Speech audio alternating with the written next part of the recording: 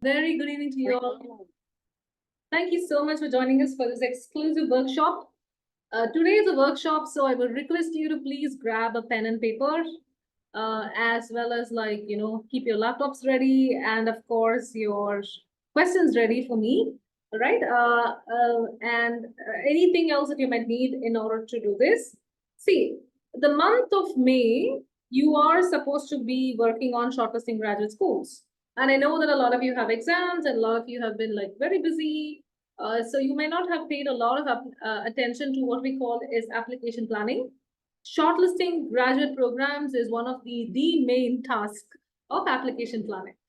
So today what we're going to do is a workshop. And next week, we will be having the focus of the month session where we show you case studies of how this worked for people.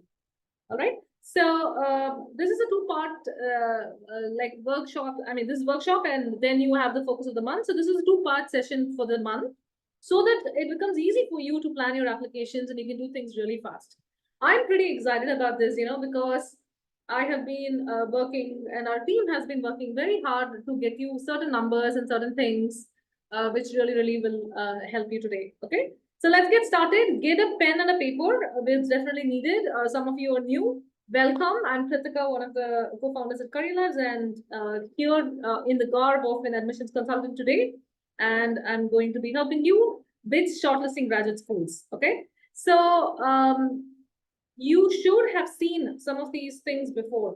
Okay. So you know that we have something called as a focus of the month, which essentially is nothing but a milestone marker. So if you have not already visited any of our sessions before, no worries. Go back, go to our LMS portal, and by now in the month of May, you should be like focusing on shortlisting grad schools. Okay, but we have done many other milestones before. So you might wonder, where do you find all these? You can definitely go to the servicing portal, which is the LMS or the careerlabs.com. And of course, you can log in here using the Google password, and then you will be able to log in. Of course, like a Google sign on, regular, which is normal stuff for you all. And then, of course, you'll be able to get access to the course, wherein we have tons of resources that are available to you. All right. See, this is going to be more of a workshop. So not too many things to show today, but a lot of things to do today. So again, just a quick suggestion, please take a notebook or a pen or a paper handy, because you would definitely need it. See, what are we going to do? We are starting with a game. Yeah, it's a fun game. And honestly, it's a game, I promise, within the end of which you will have your parameters ready. And I'm also going to be using our AI friends today. I have Bing, I also have ChatGPT, and I'm going to use both of them in order to tell you how to make the research for your programs really easy. And then, of course, we are also going to tell you a little bit about where our clients applied, so that you get a sense of the vastness and the number of schools that are available out there. And most importantly, we're going to talk about this dilemma. All right, so which might be there. Now itself, I want to see, what do you think is a dilemma in shortlisting? I want everybody to answer, please. You can put it in the group chat so that we can come back and see that who's the person who has pointed to it and all that. What do you think is the biggest problem or like the challenge that happens when it comes to shortlisting graduate schools?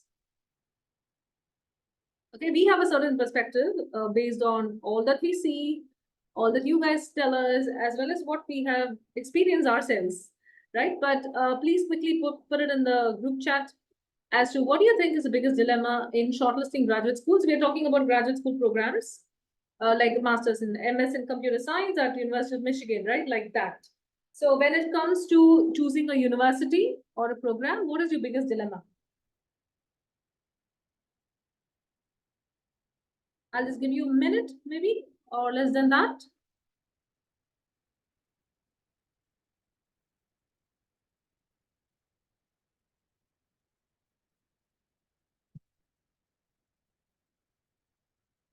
Quickly put it in the chat. Okay, super. I have a couple questions, sorry, a couple answers coming in. Very nice. You can do a direct message. You can put it to the entire group. It's perfectly fine.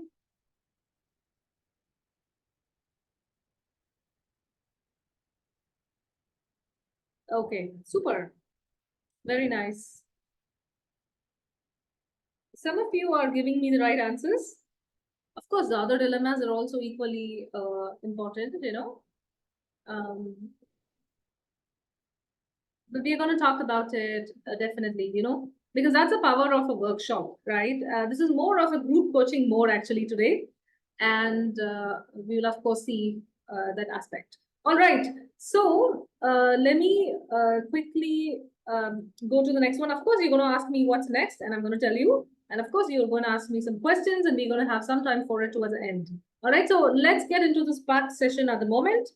So, of course, again, this is valid for anybody going for your technical programs, techno-managerial programs. You would be looking at an MS, you will be looking at a PhD, a combination of programs, etc.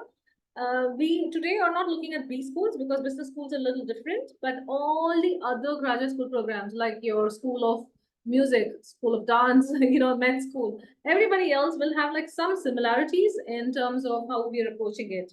Okay, so in or rather under technical programs, we are bringing in anything from sports psychology or like even psychology, clinical psychology, or even your any form of engineering, any form of sciences, biological sciences, whatever it is. So all of them will come under technical programs as you're already aware. So let's get started here. So today's focus is on the main question on where on earth are you going to apply? Okay, because there are so many programs, so many things to do, so many things to conquer in life. But where are we going to apply? All right, so that's what we're going to look at. And I'm assuming that all of you are applying for the fall 2025 intake. And that's how we're going to like, structure this. This is something that you all know. You are right now in May, June, July. See, May is already gone, no? So fast. And then, of course, we have all the deadlines in the world. All right. So you have to do so many things in the next few months. A lot of you keep asking me, when will the deadlines happen? When will the applications open? See, applications will open in September for majority of the programs in the US and the rest of the world. In certain places like Canada, it can open in October. And for Australia, it's a little different cycle. For Germany, it can be a little different cycle as well. So Germany opens a little late. It opens as late as February, April of the next year. Okay. So Germany is late, but all the other programs are going to be super early.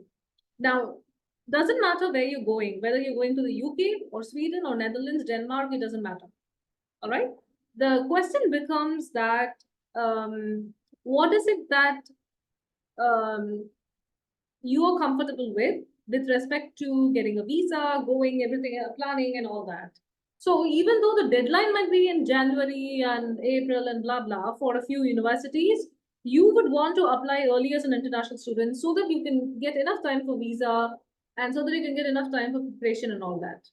Okay, so this is very, very important, you know, because especially if you're going to the US, you will not get a lot of F1 visa seats and everything else. So this is something that you have to keep in mind. All right, so here's where please go and grab a pen and paper. All right, so once you have your pen and paper, let me know because we're going to have this quick activity. Now, what are we going to do? I know that you guys would have played bingo, right? So that bingo might have been a little different and this one is a little different, of course. What we're going to do is we are trying to draw a 2x2 matrix just like that is shown on your screen. So see, you're going to draw a 2x2 matrix like this. So you will add important and not important, and you'll add negotiable and not negotiable on the, what you call it as the axis of the 2x2 matrix. All right.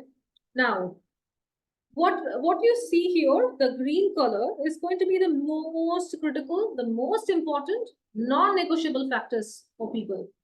Okay, so I'll tell you a story. I had this client who came to me. It was very surprising. This was very, very early on in 2015 something when I first started my independent consulting, 2014 and 15, etc. I started my independent consulting at the time. So this client had come in and said, I want to apply to this program, you know, because their favorite something was there nearby, right? Like they had like a favorite team or somebody who was there nearby. Okay, so that's how they wanted to go. And they said that they wanted only that state because they were really keen on supporting that particular team and so on. So it was very interesting. how people start thinking about the programs. All right. But here is the most, important aspect of the things, that you can see here. So when we talk about preferences, this is what we mean. Okay. So preferences would be like where something is important and something is not negotiable, right? So I'm going to be telling you the preferences, and you are going to put them into different, um, these, what do you call it as the rows and columns of the matrix at the moment. Okay. So I'm going to start. I hope that this is where we're going to have real fun. We're going to have a timer. I have a timer with me. We're going to go really, really quickly. Okay. So what I want you to do, let me just show before you go. So say, for example, we start with job placements. All right.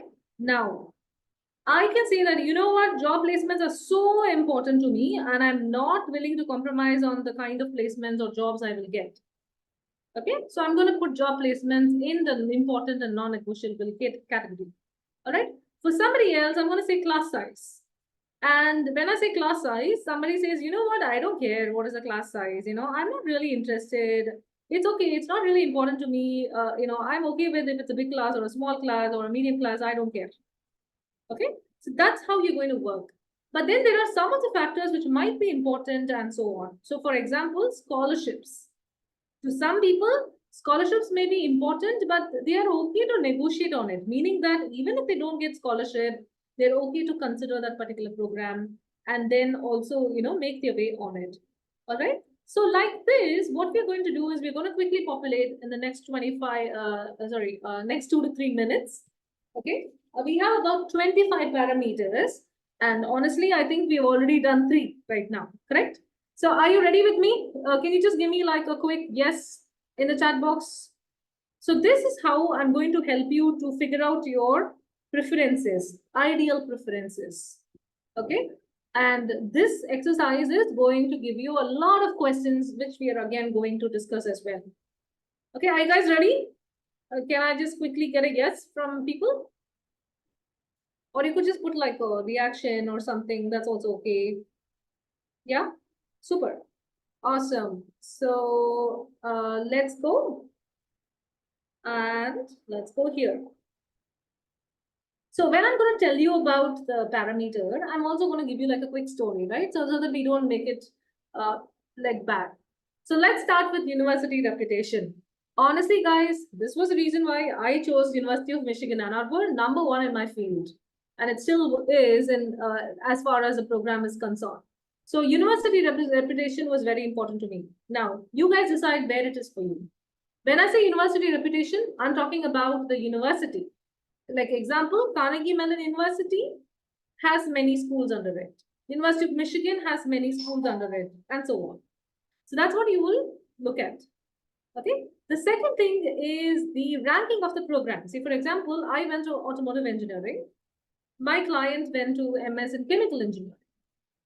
So both of us were really worried about the ranking of the program, and we really wanted it to be #1. Okay. Next comes location. Do you think location matters to you?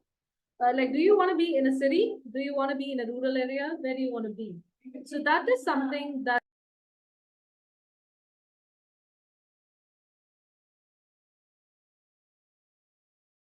Okay, so that is something that's very important, because you might want to be in a city and you say, what, if it's not in a city, I cannot go there.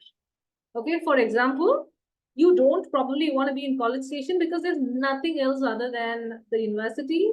Really, really boring place, but the university is really good and vibrant. But on the other hand, you might want to be in Ann Arbor, because even though Ann Arbor is a college town, it has everything that you might need in it. So it's like a mini functioning city. Okay. But some people would say, like, I want to be in New York City, right? Or I want to be in Munich versus Berlin, right? Or Frankfurt. So that's what it is. A location, how much does it matter to you? And where are you putting it in?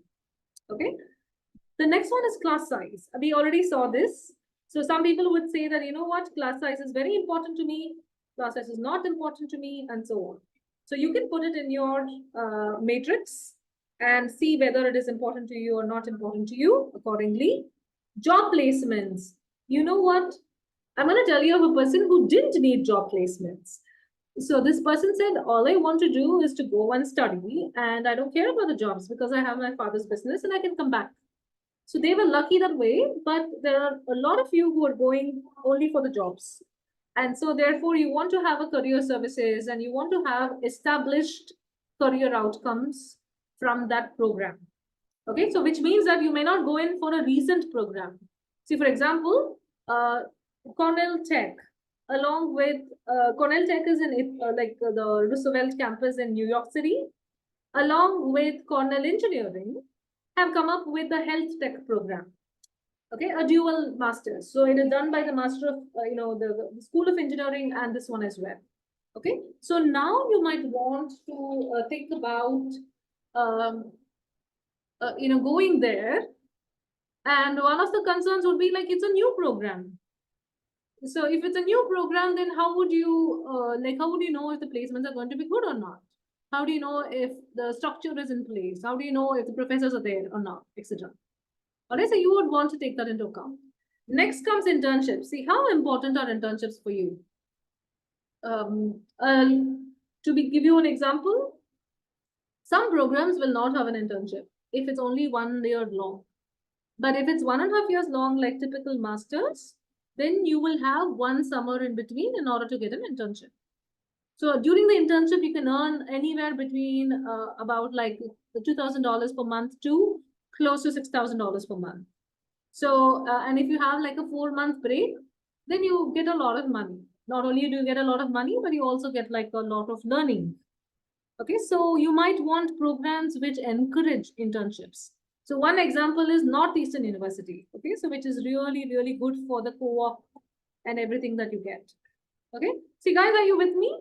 So for those of you who joined later, see what are we doing is we are just quickly looking at a 2x2 matrix, and we are trying to populate the different quadrants with the parameters that matter to us. And of course, what we're looking for is we're looking for the most important parameters to us. Okay, so that's exercise for those of you who joined me right now. Okay, let's go. So I'm going to go in the faster manner. Dedicated research. One of the reasons I went to Michigan was because of UMTRI. UMTRI was a center which published so many papers and literally like an automotive hub. If you want something, it was already done by scientists and researchers at UMTRI.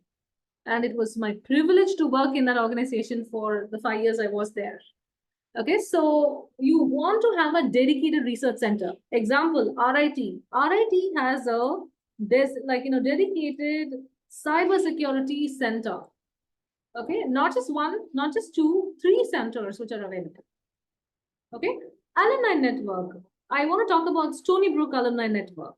Very, very strong, very helpful, even though it's much lesser as compared to say New York, like NYU. NYU is so huge. Michigan is so huge. The alumni network is Stony Brook. It's so small, helpful and cooperative. Okay, so you want to see how the alumni network is going to be of use to you. If you're an entrepreneur, if you are looking at branching out into business later, if you're looking to get into product management and so on, alumni network would really matter. Okay, the quality of the alumni would matter. Okay, so I'm going to just quickly erase some of these because so that you guys can see everything. Next, we're talking about faculty. So you need the faculty members to be specialists, experts in their field. Because, typically what faculty members do, they look at the, what do you call it as like the research that the industry needs. And of course, innovate and then invent new techniques and other areas. And then, of course, share it in courses. So if you have a faculty who's working on cutting edge research, 100% you're going to be the beneficiary of it. So that's why faculty matter. You know what? Faculty are the assets of the university. So that's how they matter. And we already looked at scholarships, right? Scholarships, you all knew, I already told you, if you're going for a master's, scholarships are going to be very, very less. However, you will 100% get better chances at a research internship, research assistantship and a teaching assistantship. Okay. So, but for some of you, you might be like, I need a scholarship, otherwise I cannot go. All right. So this might be true for countries like Germany, Canada, which are a little lesser and cheaper than the US, and definitely Ireland. Okay. Australia is costly, and New Zealand also is kind of costly. It's not like cheap when you look at all the cost of living and everything. So, but for some of you, the scholarships might be like a very important criterion. Okay, but I have to tell you that for masters, you will not get scholarships at the time of application. You will be getting research assistantships and teaching assistantships as soon as you go there. Okay, the next most important would be the exchange programs, because exchange programs are like, for example, one of my very close friends was actually from TU Munich, because he had transferred from there to University of Michigan. So like this exchange programs can happen within the country and it can happen like in between countries. So for some of you, it might be interesting and very effective, because you get to experience two different networks and cultures and other things. Okay, I worked a lot with Germans and Austrians in my research, so that matters. Next is curriculum. This is number one, right? Especially if you're going and studying, whether for a research or for a job, you better know what you're going to go and study, right? So the curriculum is always important. And many a time, people are going to put curriculum in this critical parameter. See, it in fact ranks as number one, People are like, hey, you know what? I don't want to study theory. I want a lot of practical stuff. Or people say that I'm looking at more of applied stuff. Okay, so that way it becomes important. Let's go to the flexibility in curriculum. What is the difference between two is that some programs will allow you this opportunity to choose any kind of electives or customize it as per your interest.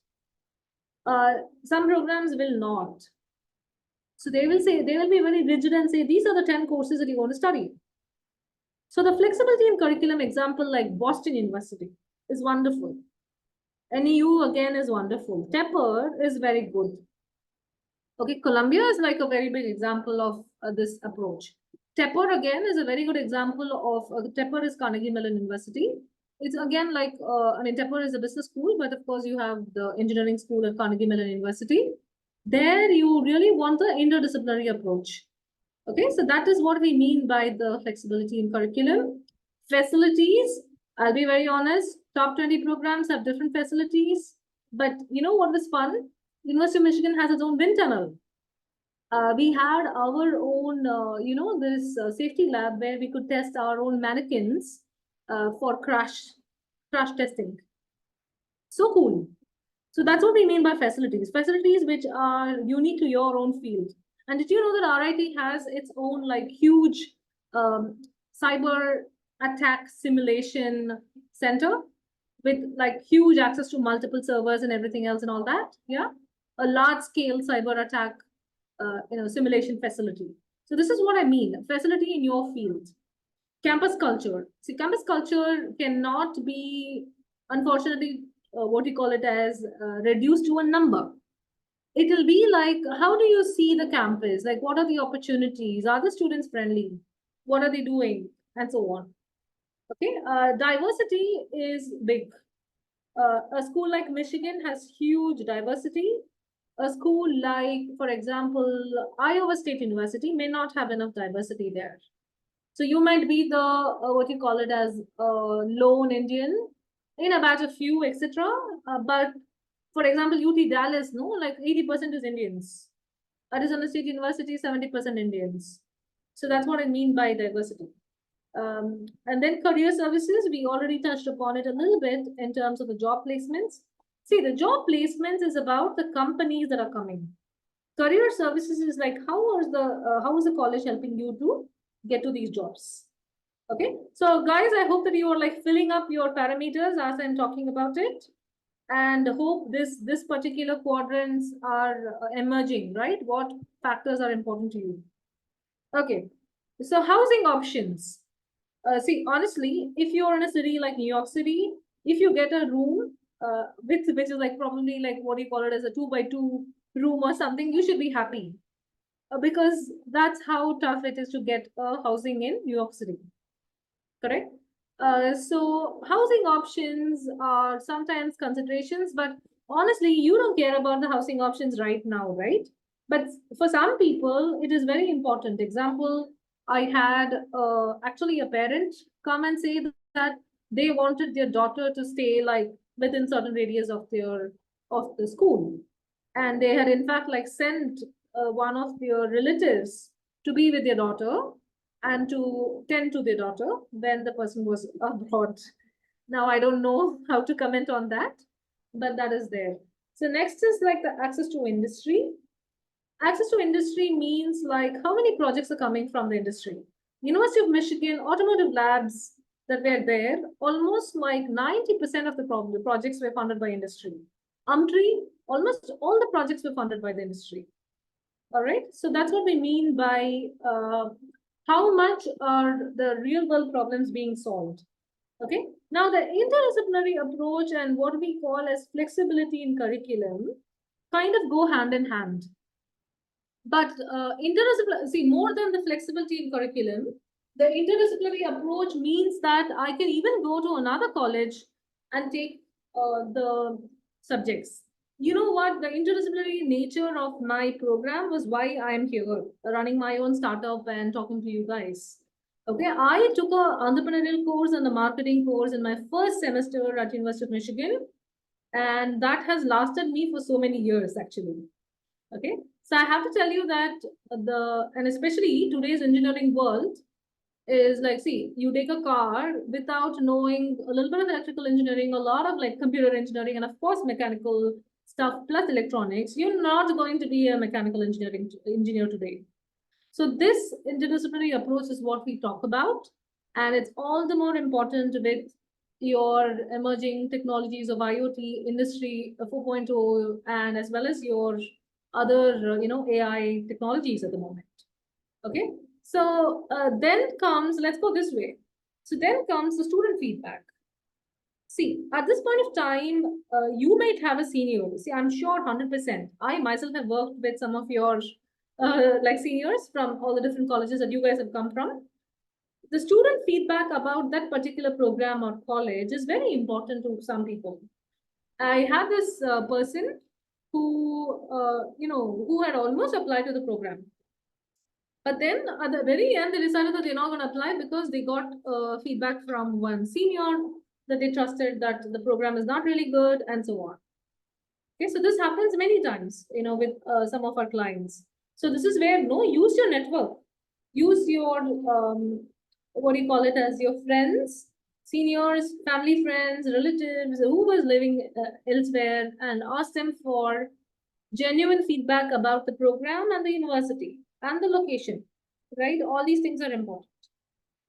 Cost, I already told you, is one of the big numbers. See, if you ask me what is really, really, really important to people, always cost figures some way or the other. To some people, it doesn't come in the beginning, it comes later. But whatever it is, no, we have always seen that cost plays a big role in the decision, finally. And I would agree. See, going for a master's is an investment. So you better be very clear about what you want. Otherwise, it's a waste of time. Don't even do it, is what I typically say, right? Next comes a unique program. What do we mean by unique program? So we already had a ranking of a program, the reputation, the curriculum, the flexibility, the interdisciplinary approach, etc. Now, what do we mean by the unique program? See, I'll tell you what. This Cornell Tech, a program that I mentioned, which is a combination from the Cornell Tech program plus your Master of Engineering, the School of Engineering, is a very unique program. There are not too many programs that offer that combination. All right. So when I started my automotive engineering, we did not have that combination in many of the other programs. So it was a very unique degree crafted for professionals who wanted to pivot. So that's why I was able to go to business school. That's why I was able to, also like I took Spanish, I took piano. Okay, so it was really fun. So when I say it's a unique program, what I mean is how specialized is it? Okay, so you might say that, you know what, I want a very specialized approach to my master's. I don't want to read everything that everyone's reading. Or someone might say that, I have this client who got into 4 universities and he had to make a choice, obviously. And he said this, he said, look, for me, I want to be a generalist at first, and then I can do my specialization. I'm not worried about how I'll become a specialist, but I want to keep my options open. That's what makes sense to me at this moment, is what he said. Okay, so it really depends on whether how specialized you want your program to be. Okay, and then comes the fun part: extracurricular activities. In University of Michigan, I did skiing, snowboarding, ice skating, almost like swimming, and then of course I learned Zumba. I learned to be a Zumba instructor, and then there were yoga classes. I learned Irish tap dance. Fun as in fun. Okay, so you really want to do this. I was part of the solar car team that came second in Australia. It was really cool, and a lot of other things. So you really want to have these extracurricular activities, and then the community. One person told me, "Hey Kritika, I don't want to go where there are too many Indians." And I told them, "Good luck figuring that out." Okay, but they did end up going to a place which had lesser Indians than like your typical top programs. Okay, duration is very important because it is directly proportional to the cost. Duration matters a lot, as well as it's also important for the jobs that you might get later, because of the visa and other considerations. Safety, especially in a country like US, you might want to keep it in mind, right? The co-curricular opportunities are nothing but what can you do along with your course. So I was part of graduate Society of Women Engineers. I was part of the solar car team.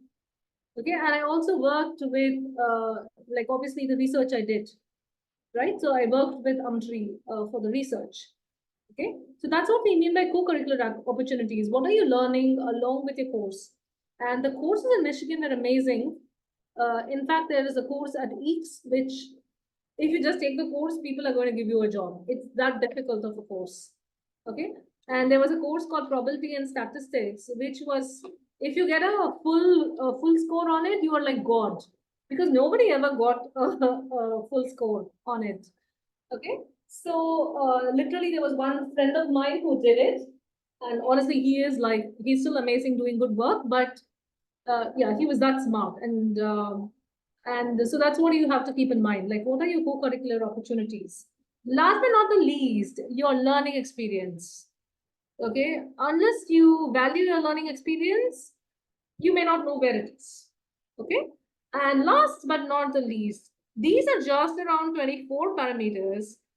You will have so many other criteria. Okay, let me tell you some of the other criteria. So I helped a person who was visually challenged. I have helped a person who had dyslexia. And then I helped somebody who, they just told me this, I cannot handle the cold. So I don't want to go anywhere cold. So that was like their criteria. The climate was so critical to them. I had somebody who wanted to practice their music. You know what they said? Like they wanted to practice, they were Carnatic musicians. So they wanted to practice their Carnatic music.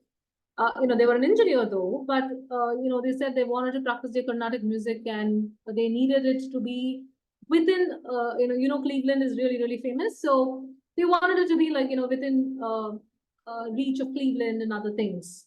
Okay, so your criteria, what you want is something that should come here. Okay, so it can be, what do you call it as thesis being there, not being there. It can be the quality of your group. It can be like whether you have all the institutes that you want, the courses you want, the pedagogy, anything. One person said, my parents never allowed me to drink, so I want to keep drinking, So I want a place where there are a lot of pubs and so on. So it's up to you to decide your graduate school experience, is all I'm trying to say. Okay, so by this, I hope that even though it might have seemed that we took longer, but we are now in a position to say what you want from the program. Okay, so I hope that is clear. So how many of you already have populated, and can you share what are your top parameters that have come up in as like super important and you're not willing to compromise on it? Quickly, put it in the chat, please.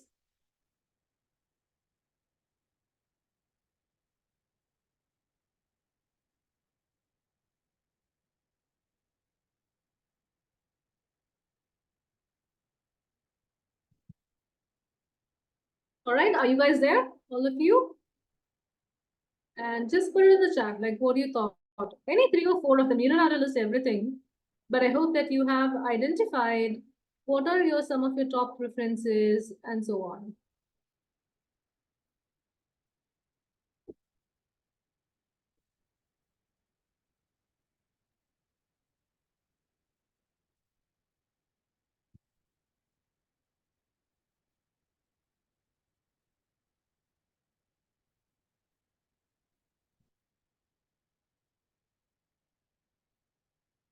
Excellent. All right, so you guys are sending me direct messages. Thank you so much. Excellent. So it'll be great if we can just share it to the rest of the group also, because they can benefit from your thing, right?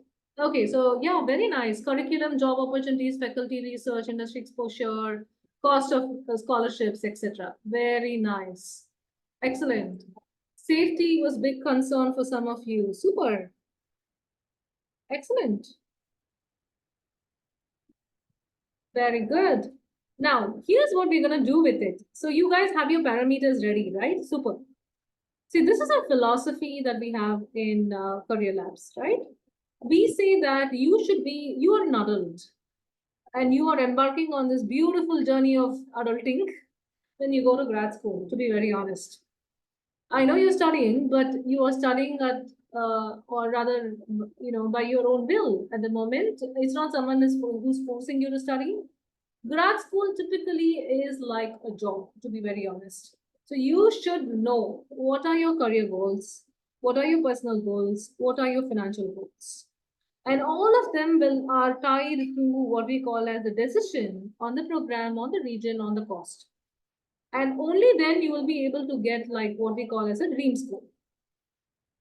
Okay, today we are going to do another fun exercise. I hope it's fun so far. I'm not getting a sense at the moment, like how it's going for you all.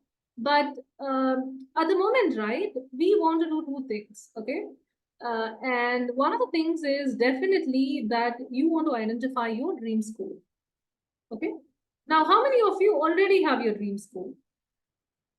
So can you just put your dream school like quickly? You can just send it to me. It's fine. Yeah. Just send it to me quickly. Like, what's your dream school? So when I say dream school, University of Michigan or Maryland or TU Munich or TU Berlin or like, University of Wollongong.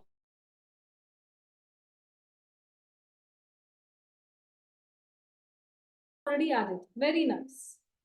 TU Munich and then Johns Hopkins. Okay. Then you have your, what do you call it as okay, and many other, I'm having so many names, but I also tell you what are the other things I have. I don't know yet. Okay, so some of you may not know about your dream school at all. You might know I want to do an MS in CS, but I don't know what is my dream school. Okay, so that is where I'm going to tell you how to like get rid of this kind of a question that you might have, or how do you arrive at a dream school. You have to decide either the region. So example, you say my first choice is US, second choice is Singapore, etc. Okay. And then you have to look at the cost.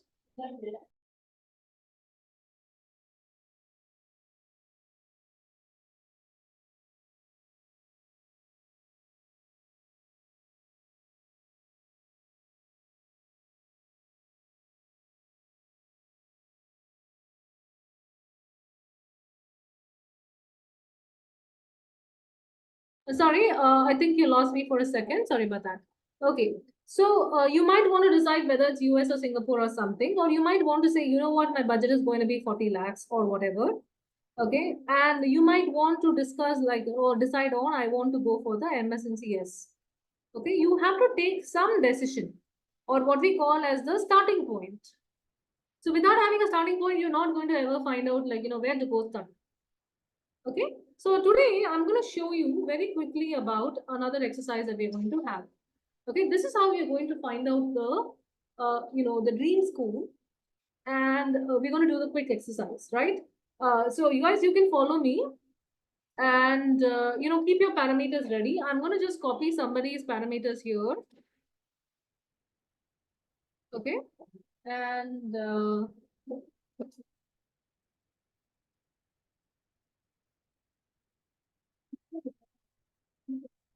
okay, so I will take a few parameters from here, and then I will also show you in terms of what we're going to do. See, I wanted to go to Bing or Google, or Bing is better, to be very honest. And you're going to do what I'm going to do right now. So let me just show you 1 second. So I'm going to stop the share for a second. Oops. Sorry, 1 second.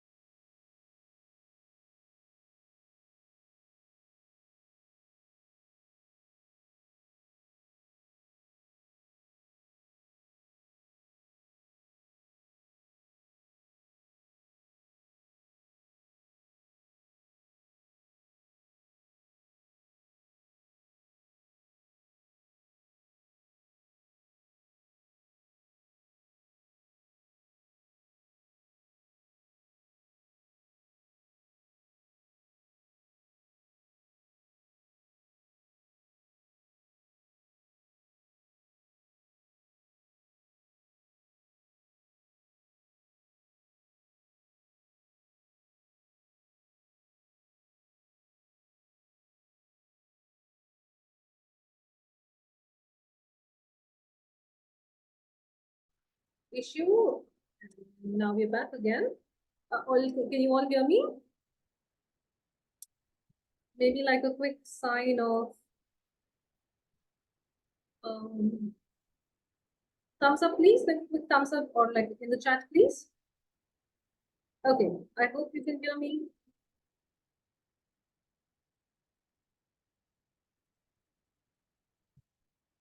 Can you hear me now?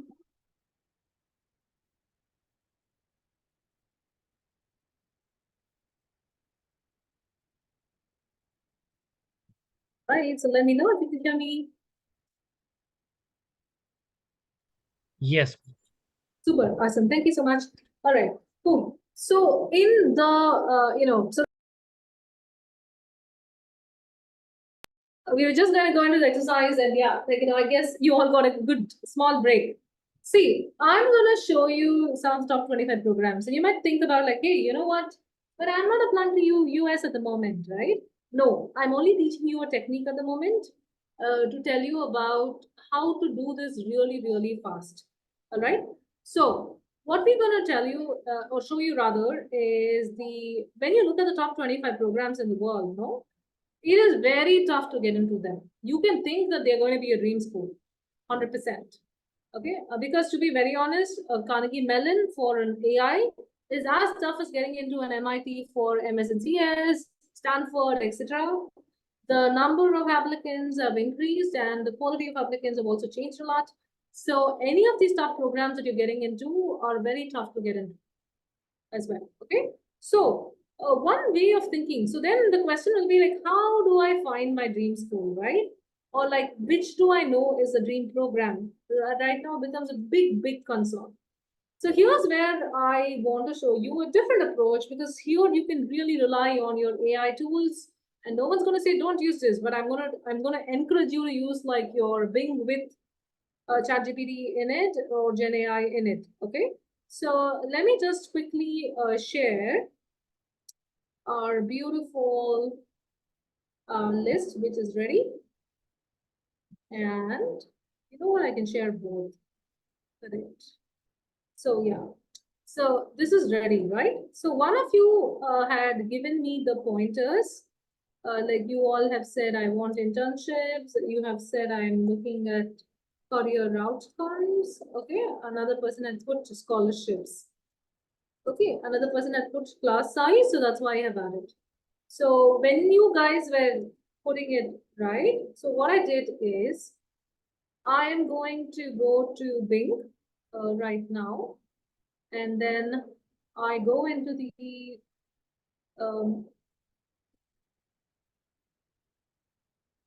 Copilot mode here, as you can see, and then we're going to like ask what is this particular one. So let me just copy this just to keep it. So I'm going to say chat with the Copilot and then add this here. Okay. So when you do this, automatically you're going to get some of the top universities and then, surprise, surprise. Where did our list come from? Our list comes from US World, US News, THE, Shanghai Rankings, EduRank, you name it, we know the rankings. Okay, so it comes. But what does it make now as a quick difference is that I want you to think about like, quickly. Now, you can put your main parameters. Remember, your main parameters is graduate enrollment, cost of program, location details, etc. All right. See, here MIT is the best, blah, blah, blah, etc. So this is not really that helpful at the moment, I feel. So it again keeps on telling it varies and it depends on residency status, etc. So now what do you know? You need to obviously like put your search parameters or refine your search parameters, etc. Right?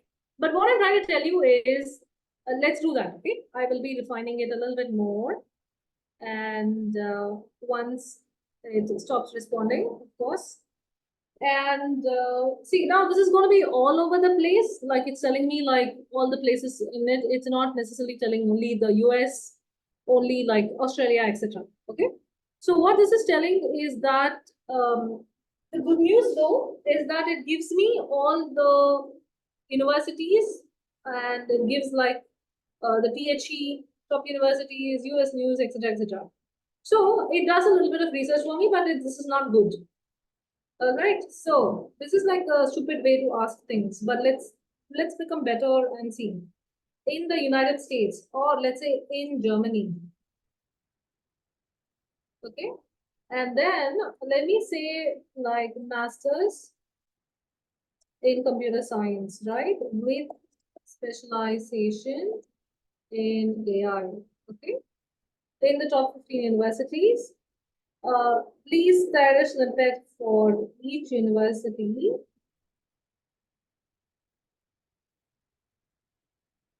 They'll contain this one, for MS in computer science. Oops. Okay, so are you seeing this? So the moment you are able to do this, then what happens is it might give you a better response. Okay, so, oh, sorry, here it is. So then, oops. Sorry guys, I just went back, I believe, 1 minute. Oopsie, where did it go? Oh yeah, there it is. Yeah. So now you might get like a better understanding, right? And you got all the answers in a couple minutes. And of course, what you can do, you can refine this further. You can say that, give me a link for each university and so on.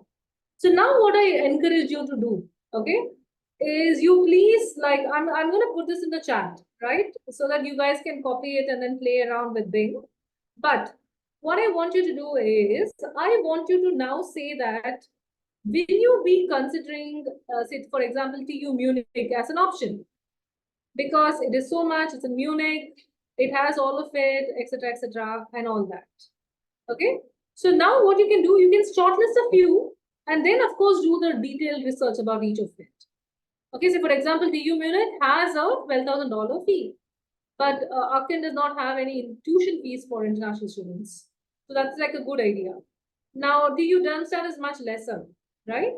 And then of course, Freiburg is a little, lesser, Berlin is higher, etc., etc.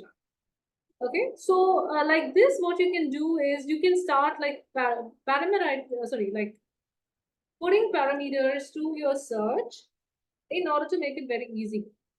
Okay, so this is one way of quickly using the power of an AI in order to do it. But the more you keep refining, the better it is. So instead of saying graduate enrollment, you could probably say like class size, because graduate enrollment is not there. Okay, so even this is not perfect. So the more detailed instructions you're giving the AI tool, the better it is for you to do it. Okay, so what is the exercise that you can do later on today will be that you will go to your favorite AI tool. You can even do it in ChatGPT, to be very honest. Search for MIT along with the program, or you can search for the department. Okay, let me show you this as well. And the question would be that, are you going to study there? Do you think like you can study there? You know, what are the specializations? Okay, now how do you do the search is based on your critical parameters. You spend some time on the critical parameters today, and you got your preferences today, right? So that is one way that you can do it. See, you all listed down the preferences and shared with me. If you remember, like you said, cost is important, curriculum is important, etc., etc. That way you can quickly look at it. So honestly, dream schools are dependent on different people. Princeton, Harvard, all of your IVs are very expensive. Cornell, and you have a Columbia, MIT, Stanford, all of them are super duper expensive. So if money is a concern, then you may not really want to consider applying here. Right, Columbia, it's very hard to get a scholarship. Teaching assistantship and RA is only given to really top students. Okay, whereas Michigan, you do get many opportunities because there are so many different things. NCSU is a very good school. Duke is very costly. Washington is okay, not too bad, not too great as well. I mean, like I would say it's an average in terms of cost, not the school. Of course, University of Washington, being in Seattle, has a very unique position.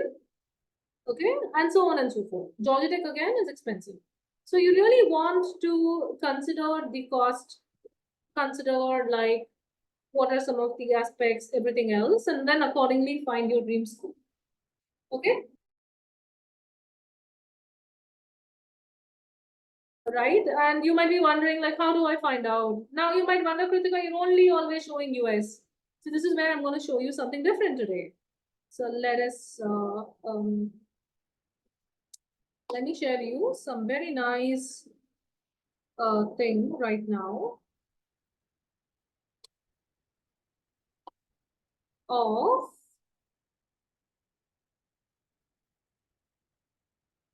okay. So I'm going to show you so many universities across the world. Honestly, so see, these are different ranking sources. I can give you THE, Shanghai rankings, and I'm sure you guys can find more rankings. There are many companies that come out with rankings as well, and there are many forums online that you can get list. Okay, but if you want, this will be the procedure that I'm telling you is applicable to any country. So you can go to Australia and figure out what are the top countries that are available. You can go to like Canada and then figure out the top universities out there and then start the work, right? The same thing. So it doesn't matter whichever program you're in. So you have your Canada, you have your Germany, Netherlands. You might wonder, okay, are you going to keep this with yourself? No, we're going to be giving you a handout and this will be automatically available. But honestly, this is just a list. The list does nothing. Okay, with the list alone, you can't do anything much in life. That's exactly why you have to do the research. But the quick thing is you can do the research with the most critical parameters that you have decided for yourself. And once you do that, the rest of it will become very easy. Okay, but of course, then you might wonder like, okay, like, see, you can give us all this list. We're going to go check. But then what next, right? The what next is a very important question. See, just because I'm telling you University of Oxford, do you think you can get in there? Not really. It's very tough to get into a program. And to be very honest, it may not be the best engineering program out there in the world.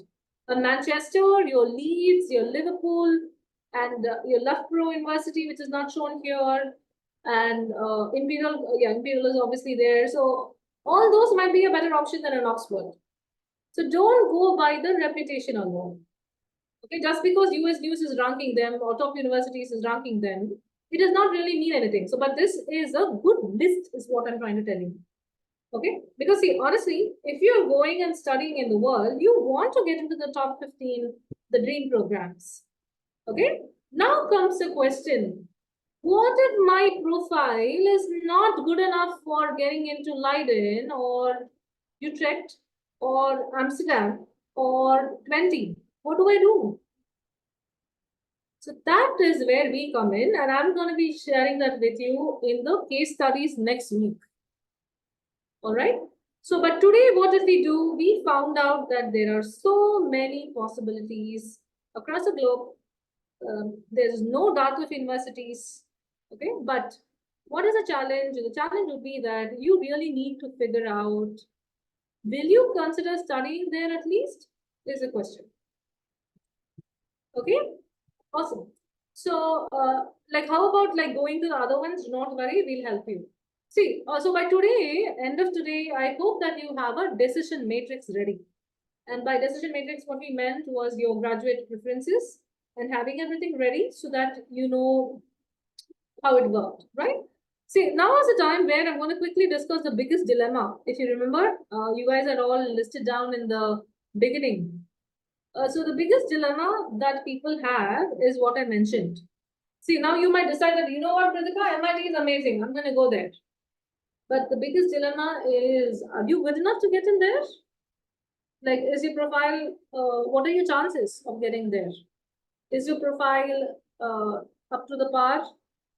And so on. So that is a typical biggest dilemma that most people have in shortlisting. So say, for example, today you go back, I showed you the different universities and all that, you know, in Netherlands and everywhere else, no?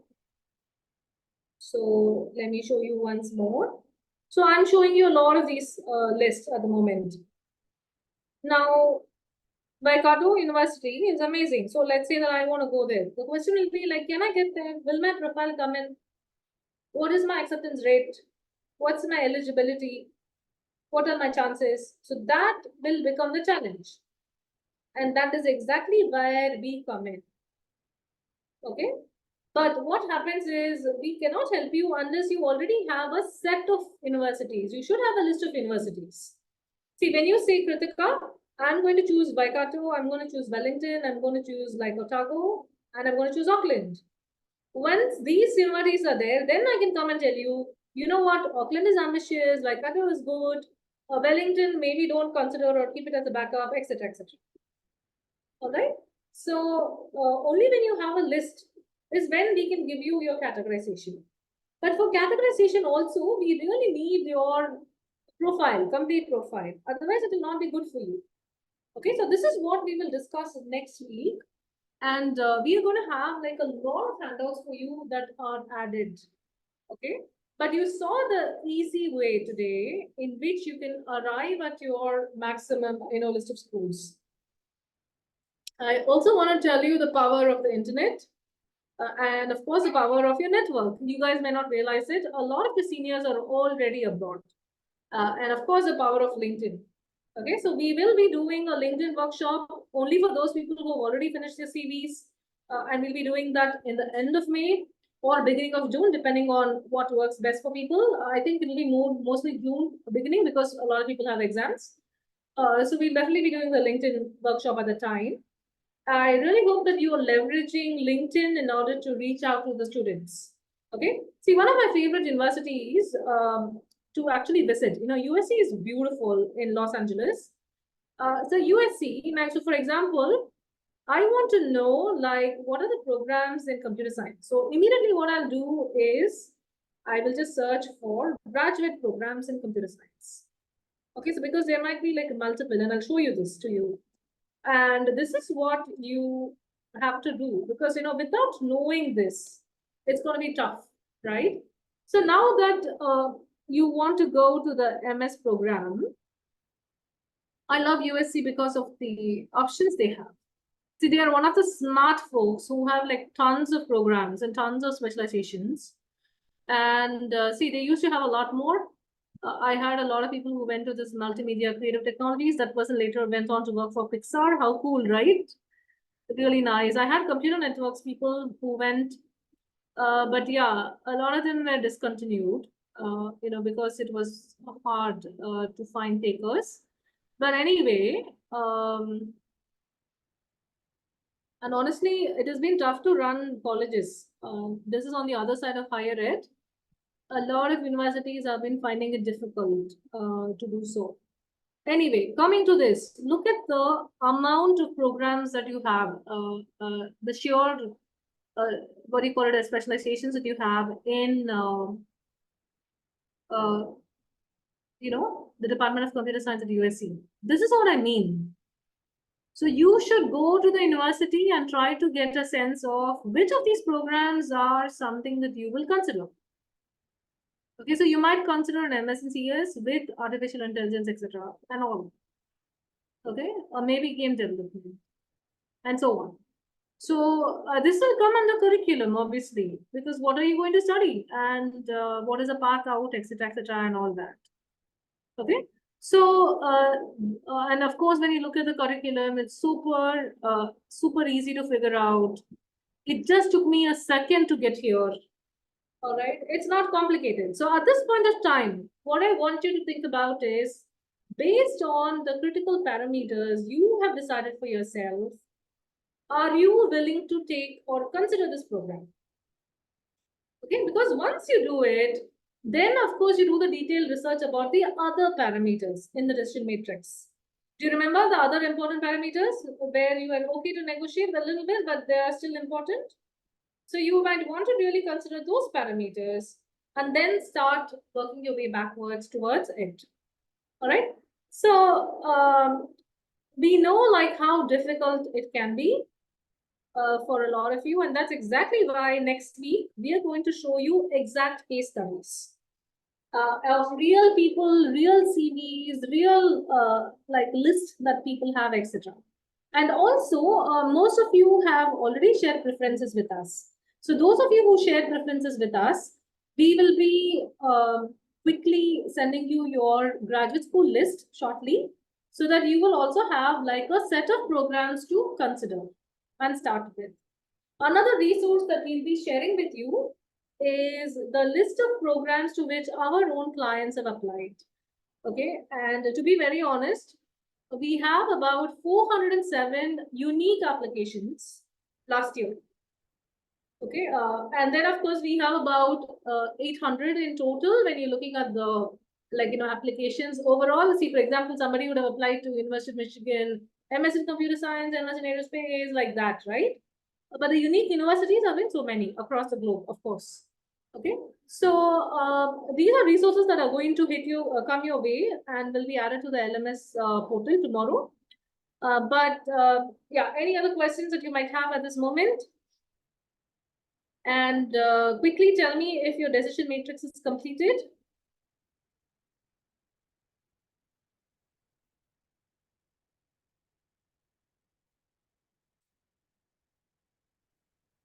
It's completed, and I will open the floor for some questions that you might have. Excellent. For some of you, it is very nice. Good. So that means that is a good, to be very honest, you guys have just moved a lot more steps closer to your application planning today. Okay. And one more thing I want you to think about is we get list. I told you about so many ranking sources. I showed you some of the top universities, etc. Then you might tell me, like, Ritika, why are you partial to only these universities? Why are you not showing me Illinois State University or University of Chicago? Or you're not showing me, University of Nebraska Lincoln? The thing is that the way that you get your sources are from many different ways. Example, you could get it from your friends, your seniors, the list I shared with you, and the ones that we showed today. Okay, obviously from the internet and so on. typically majority of your students always get like initial list from their parents, friends, and everybody else, seniors and all that, because when I say that they get their list, I mean that they get the preferences and all that. Okay, so you might want to consider that as well. So it is perfectly fine that your cousin is studying in Boston University and you want to consider. Boston University is not in the top 25. So what? Your cousin has got great feedback about it, and you obviously that Boston is so good in terms of jobs for engineers and all that. So you might want to consider that as a city. Okay, so do not restrict yourself. But what I shared with you today is the procedure. So it doesn't matter whether you're going to US or Canada or any of the countries that I showed you. What you want to only work on is about thinking about what matters to you and how are you going to go about solving the problem of understanding which programs to apply to. Okay, so once you have a list ready, then we come in and tell you whether it is eligible, you're eligible or not. Another way is put the eligibility criteria in the what do you call it as your AI chat itself. That can also quickly help you to sort it out. Okay, so here's the quick sneak peek of what we're going to do next week. We're going to be looking at case studies, and the case studies will be more relevant if you come prepared with your graduate research at least for one program. Okay, so you should not only look at certain parameters. Remember, we have more than 24, 25 parameters today. So you can always do that research for one program. So for example, I showed you University of Southern California, which has so many specializations. So you can go and consider that specialization and of course, take the call to see whether that's a good program for you or not. Okay, based on your research. Of course, we'll give you our input, so don't worry about that. But first, go and do a little bit of research. And by next week, please be ready for like considering some of the other case studies. All right, so any other questions before we go? Either it is too good or it is too boring. So which one is it, guys? Can you quickly share like what has been your important analysis or takeaway or learning from today's session? All right, a couple kind words from a lot of people here. Thank you so much.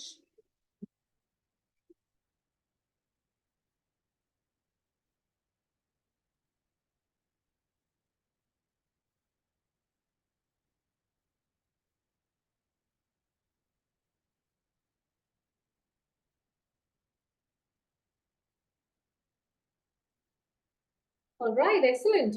Thanks everybody for your this one. I believe that you don't have questions because I know some of you have exams. All the very best for your exams and keep working on all the aspects of your MS application. So with that,